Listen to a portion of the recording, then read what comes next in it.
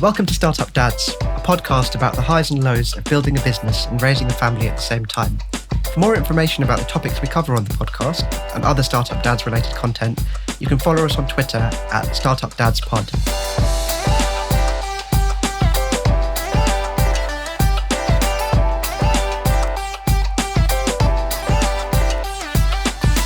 I'm Amrit, co-founder of Hyper-Exponential, a tech startup that I co-founded in 2017. It's grown from a two-person team working out of my kitchen to a profitable business with several large clients and more than 20 team members across London and Europe. I'm also dad to Evie, my first child, who was born last December. Welcome to this week's episode of Startup Dads. I'm delighted to welcome Paul Kemp-Robertson to the show. Paul, can you introduce yourself and tell us a little bit about what makes you a startup dad? Hi, yes, thank you for having me. I'm Paul Kemp-Robertson. I'm the co-founder and chief brand officer of a company called Contagious, which has been quite interesting to operate during a global pandemic. So Contagious briefly serves the global marketing industry. We're a sort of creative and strategic intelligence resource that is designed to sort of inspire and enable marketers and agencies to do more brave, effective, contagious creativity. So we sort of act almost like as a global sat-nav for the communications industry, trying to help people make change, a sense of all the change and disruption that's going on in the world, and how to sort of navigate the immediate future of marketing and all the challenges that throws up.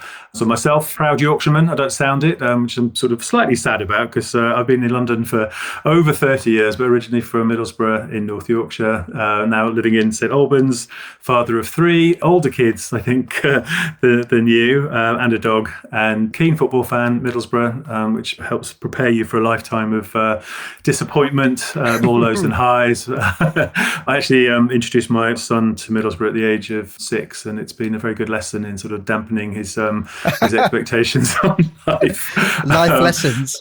Yeah, absolutely. Fantastic. So, Paul, I'd love to ask about your motivation and journey when you set up Contagious, because from what I can see, you did it when your kids were quite young. So I'd love to hear about the thought process that you had when you took the plunge and how you made it work. Yeah, I mean, my kids were 2, 4 and 8, 2 girls and a boy.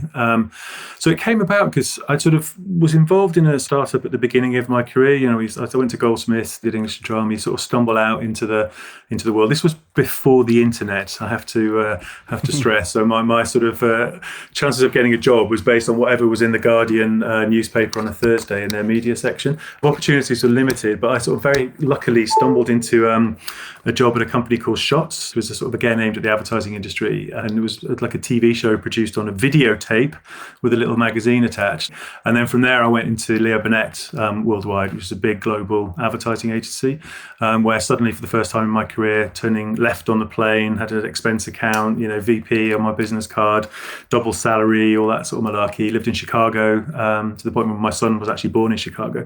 And then I sort of ended up coming back to the UK with this job, and then I just sort of fell out of love with it a bit. I'd sort of done everything that was expected of me. My boss, who was the one that sort of inspired me to go to Chicago and move the family out there, so I sort of negotiated a redundancy because it was sort of on the cards anyway. There'd been a takeover and I could see what was sort of coming, because I'm not from a sort of privileged background. I think I was the first person in my family to go to uni, went to a comprehensive in Middlesbrough and so on. So that redundancy money gave me a little bit of a cushion. And I had the option of sort of doing a very similar job at another global international advertising agency. And that would have been the obvious choice, the safe choice.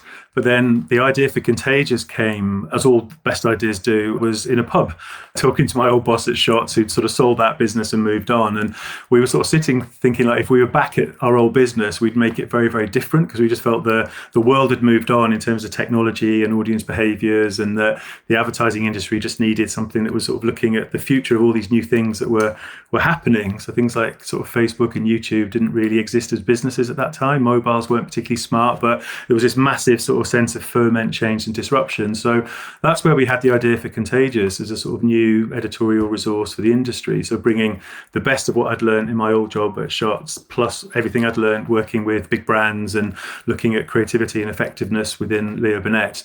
And we sort of sketched it out on a beer mat, which I wish I'd kept and I haven't.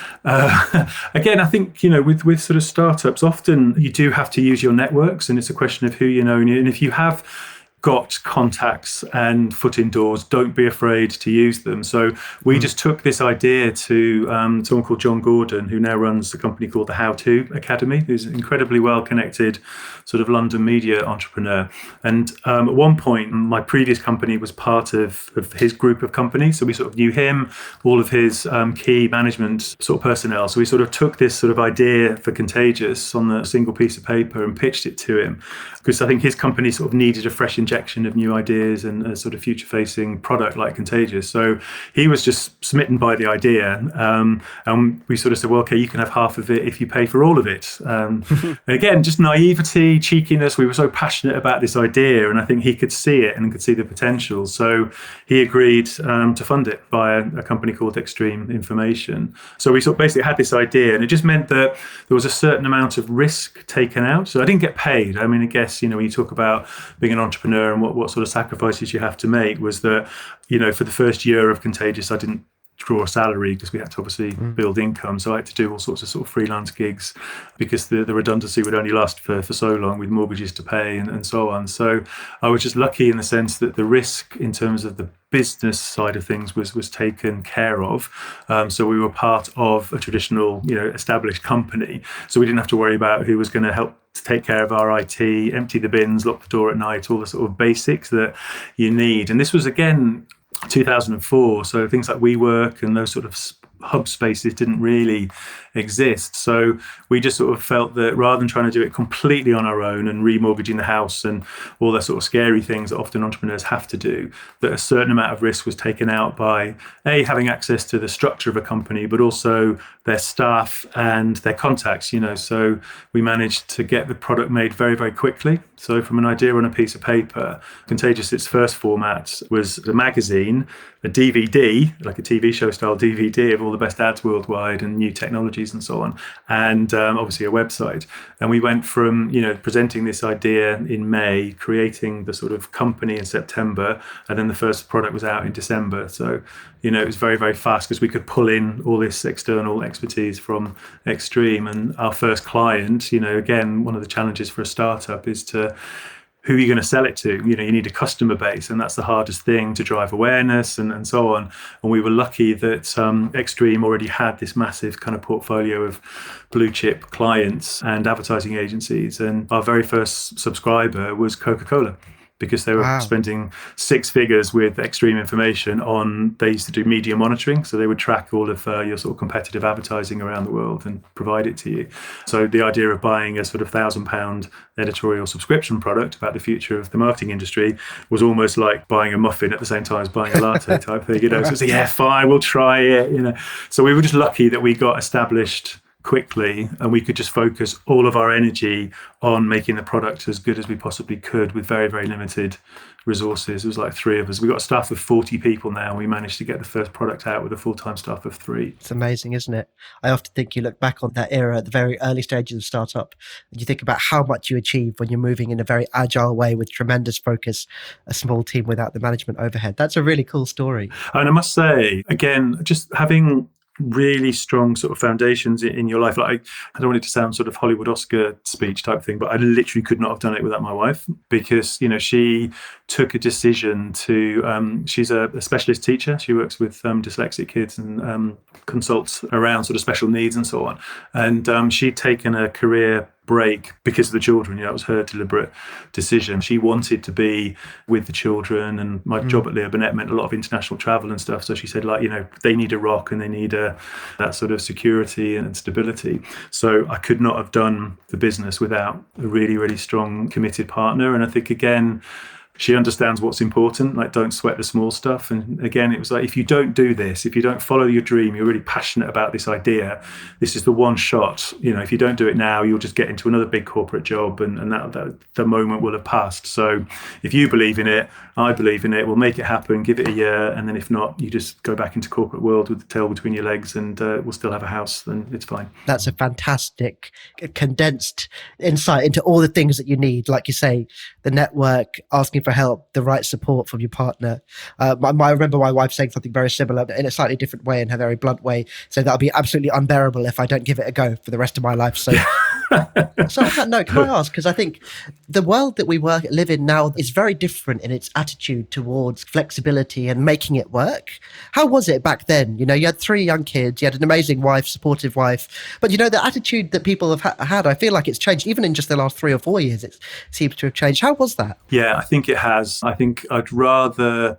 don't get me wrong. I've loved every minute of it. I've got 3 fantastic kids. We've got, well, my interpretation is we've got a very, strong and stable relationship, and I love them to bits. But I think corporate culture's definitely changed. It would be good to be a dad, to young kids now, because I think there's just more awareness. Technology wasn't quite as liberated as it is now, so there's a very much sense of presenteeism, that you had to sweat, that your currency was sweat kind of thing. You had to put the hours in to be seen and so on. And also, to be fair, the patriarchy was still probably a bit more established. So there was a sense that men were the primary income drivers traditionally, the idea of a breadwinner and so on. So I think there was a sense that a man would be more expected to put in the hours, to sort of do the big job, and the wife should be expected to sit back or take some time off, or maybe not, which is terrible when you think about it. But if you look at the whole society, media, the expectations, church, whatever, it was just very much like that was the established way of doing things. And I think for me, it was just a question of trying to find that balance, so that yes, work was all consuming. There was times where, we did our first couple of magazines, we had to pull all-nighters to get them to the printing press on time with no mistakes in them. And I was to say, lots of travel. I think in the first few years of Contagious, I was probably away 3 months of the year. We're a global product, so again, you've got to get out there and be seen and speak at conferences and do the meetings and so on. But I thought when I was at home, the children were a massive priority. So I didn't devote time into hobbies and interests. That my interest was the kids. Weekends were standing on the side of a freezing cold rugby pitch, watching my son getting squashed by 15 other kids, or netball or whatever with the girls, and it was just literally spending time being the taxi driver, being there at parties, sort of just getting your hands dirty with paint and dressing up and whatever. And we lived outside of London, just like we're in sort of St Albans town centre now, but then when the kids were little, we were in the countryside, and they had a very sort of Swallows and Amazon sort of lifestyle where we just out all the time, getting dirty, playing fields, rivers, sort of chasing rabbits and looking at woodpeckers and all that sort of stuff, climbing trees. So it was just nice to get that sense of devoting time to them and showing that I was devoting time to them, and work was work and home was home kind of thing. There's a lot to be said about focus, isn't there? I think about, like you say, if you're going to be away very intensely, but then come back and be very present intensely, it's a very valuable thing too. I think it's something I've sort of tried to bring with me as the sort of companies evolved. As I say, we started in 2004, and it's like, I know that if you work in advertising agencies and stuff, the culture is very much that, you work very intensely, and weekdays, weekends sometimes blur. And at Contagious, we've tried to make it so that there's, people work hard, don't get me wrong, and there are sort of time crunches for certain times of year when we're doing events, but very little expectation to be working on weekends. And I think you've got to sort of lead by example in that sense. So I think weekends are sort of as sacred as we can possibly make them. And we've tried through, lockdown to sort of give days off, just decompress, or afternoons off, or like today is the football, we're finishing at 4 for the England game and that kind of thing, That's fantastic. I think that art of learning, teaching yourself that it's a marathon, not a sprint. It's harder than it sounds, but it's a very valuable thing if you can do it well. Yes, absolutely. And I just think nowadays there's more sort of expectation that fathers lean in more. There's more kind of equality of relationships, but equally that you're not defined by your job. I think that was sort of very much part of the culture, all that sort of machismo and driven by money and status. And I think now that some of the metrics that you judge, yourself by are much kind of softer and more kind of holistic, or more kind of 360. For sure. And being a devoted dad and sort of creating time in your life to spend time with kids is nothing to be ashamed of or embarrassed about. It's not a weakness to want to go to a sports day or a school play. Absolutely. That's a really great segue for me to ask you a little bit more about Contagious and, the focus that Contagious has on the future and how that potentially influences your attitude to parenting. So, I've seen loads of the amazing work that Contagious puts out, thinking about how the world's going to be different and trends that drive change. What are the key trends and challenges you see that you want your kids to be well equipped to challenge and tackle? I think because my kids, my eldest daughter is 25. She's a pastoral care worker in a secondary school. My son's just graduated. He's 21 from Durham in business management. And then my youngest daughter is about to start Bristol University to do English. And it's almost like I learn a lot from them. I sort of use them as barometers and sense checks, and will often bring them up in sort of conversations at Contagious editorially. It's like, well, my kids see this, think this, whatever. And I think that one of the sort of key trends that we're looking at Contagious, which is obviously, no surprise to anyone, is around sustainability. And we have a section within the magazine called Planet Matters. So we're looking at what companies do to sort of innovate around either new technologies or new forms of product or partnerships or whatever. But my kids will often influence, my behavior to a certain extent. They very rarely buy new clothes, for instance. They're very much into sort of the vintage, the Depop or secondhand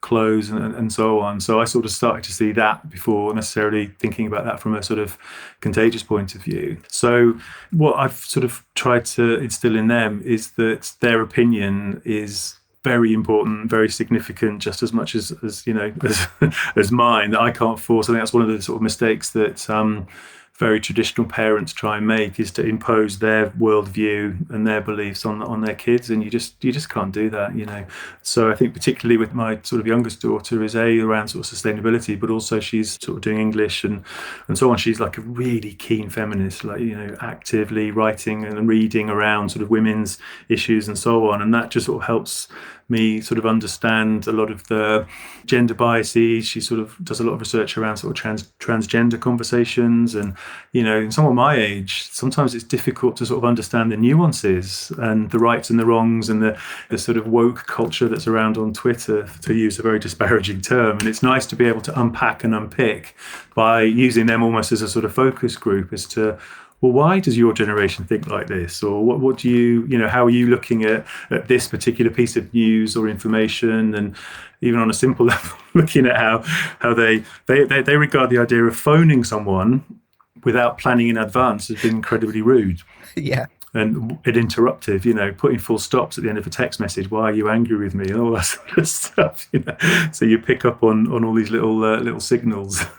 I think the other thing is around sort of inclusivity as well. We just did a session last week that we call Walk the Work, which is looking at all of the sort of key trends and themes that emerged at the sort of Cannes Lions Festival, which is like the advertising sort of Oscars, where everyone gets together and assesses all the best work worldwide.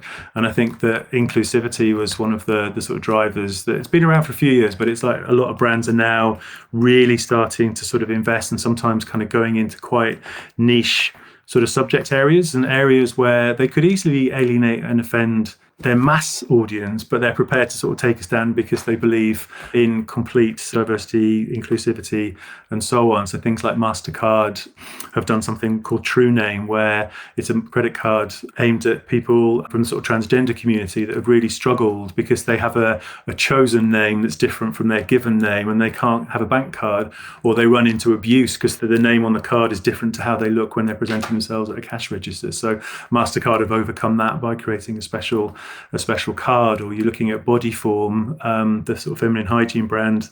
They were the ones that completely revolutionized the sort of period category by showing real blood in feminine hygiene product advertising.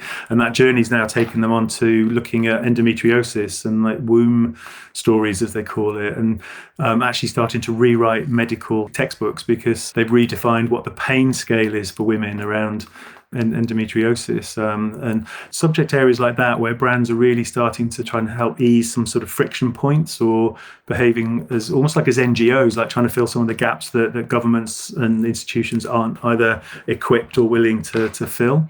So there's lots of interesting conversations, I have with my kids around that sort of stuff. And I often use the kids as sense checks. It's like, well, the industry is telling us that this work is really important and everyone's talking about it and it's changing the world. Have you seen it? And if you have, what do you think of it? If you haven't seen it, why not? And it's really nice to use them as my sort of focus group. And they sort of keep it real, very good at puncturing bubbles and say, oh, Dad, that's bullshit, or, come back off your high horse or whatever. Yeah, so it's just nice to get a different grounded perspective.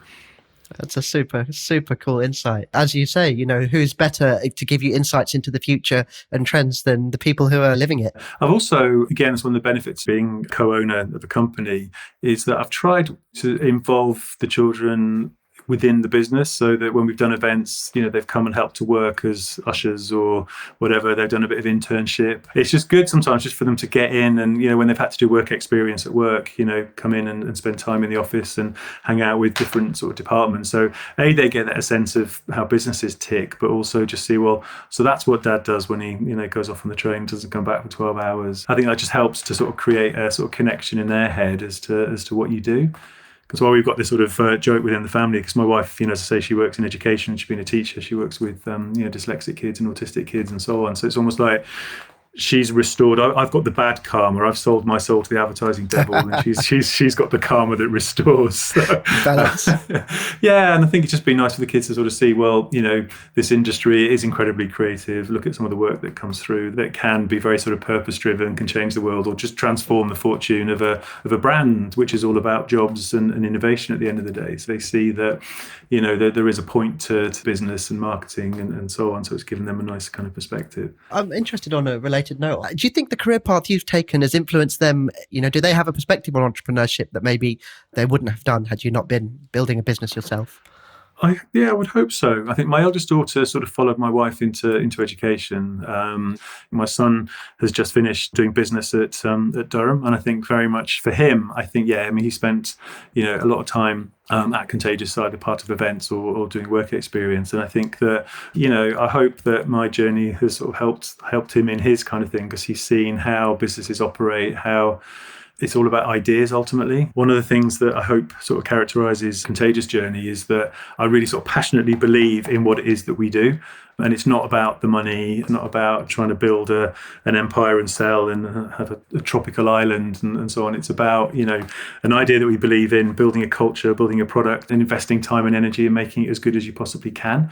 So I think, he's come out of a business degree and is about to get a job in a sort of programmatic advertising company. So he's completely, sort of stayed within my universe. With my daughter, she's sort of fascinated with how a lot of the brands that we feature can use their sort of media power. The fact that they've got a lot of kind of influence and muscle by having sort of media expenditure, so they can get their message out in front of a lot of eyeballs, but also that they're powered by, partnerships with creative agencies, so they can take very sort of complex problems and provide a very sort of compelling, creative, sometimes simple, graspable solution. So I think that's something that she's sort of taken, is like the power of communication. That's sort of something that hopefully will help her, beyond her university career. That's super cool. Paul, I'd like to ask you the question that I ask every guest now. What's the biggest lesson you've learned from your journey in entrepreneurship that you'd like to pass on to your kids?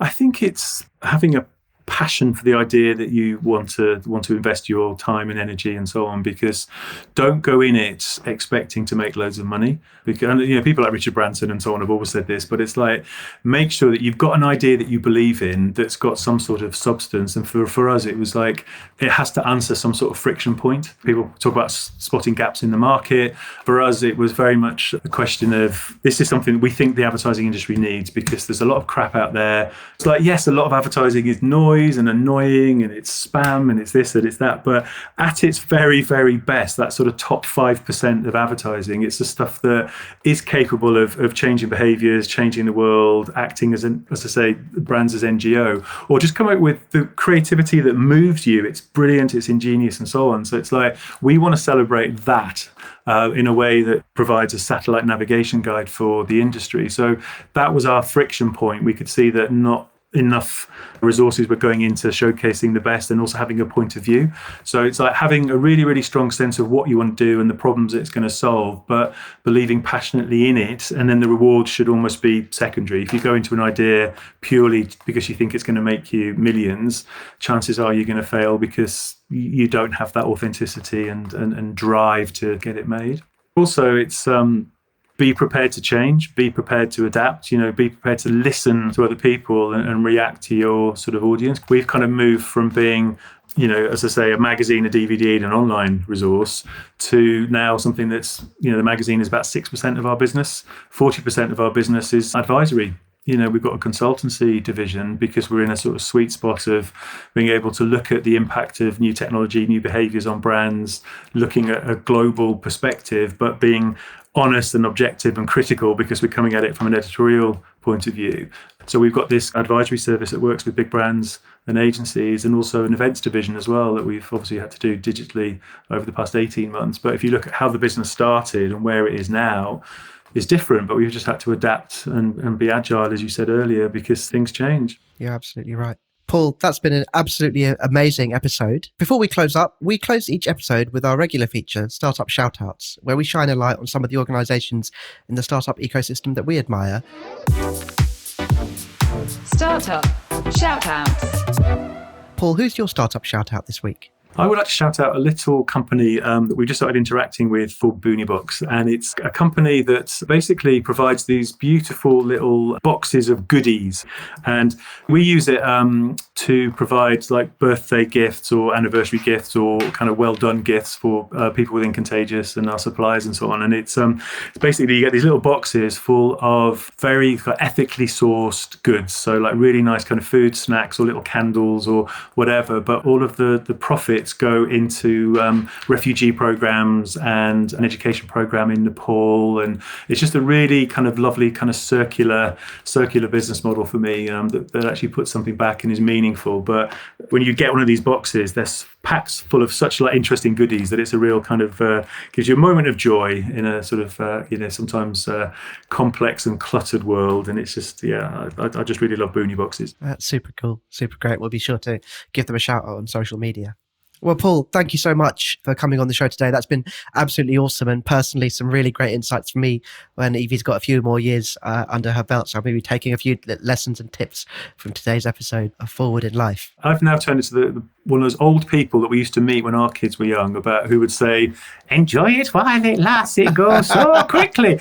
And that is absolutely true. It absolutely flies by. So you just got to really, really enjoy the moments, because you literally sneeze and she will be graduating from university. So cherish those moments. I feel like it was just yesterday when, she was a newborn. Now she's running around dismantling my podcast microphone every day. So brilliant stuff. Paul, is there anything you'd like to announce or anything? How can we find out a little bit more about you and Contagious? The easiest way in is the Contagious Commandments book, published by Penguin a couple of years ago. And it's basically the 10 steps to brand bravery.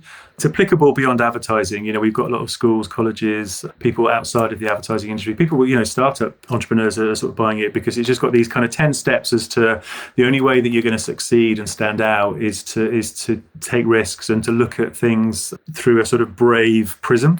Because if you follow what everyone else is doing, you don't stand out. But how saying be brave and saying take risks is one thing, but how do you actually do it? So we tried to come up with a series of steps backed up with a lot of examples of brands that have done it as to how you can make a difference within your business. So I think little things like the 5% club is one of our maxims, which is where you sort of take 5% of your budget. So it doesn't have to be 5%, but just experiment, do things you wouldn't normally do, just test. It's that Silicon Valley fail forward fast kind of mechanism, but it's amazing how you can really learn from that. Or another one is to ask heretical questions. Ask really difficult, challenging questions, sometimes up to 50. Often people brainstorm and stop around the 20 question mark. But if you can get to 50 questions, it's a technique called question storming. That, I think, is a really interesting way of sort of unlocking different ideas that no one else is thinking of, getting you into that blue ocean space rather than the bloodbath of red where all your competitors are sort of competing against each other. For sure. What's going on the company library from my side. So brilliant. Paul, again, thank you so much for coming on the show. That's been a fantastic episode. No, it's been an absolute pleasure. So thank you for inviting me, Amrit. I really enjoyed it, and looking forward to hearing more in your series, what other people have to say. Many thanks to today's guest. You'll find links to them and their work in the show notes. It would really help us if you shared the show with a friend or colleague. So if you know someone who might find this podcast valuable, please pass it on to them. If you'd like to connect with me, reach out on Twitter at StartupDadsPod.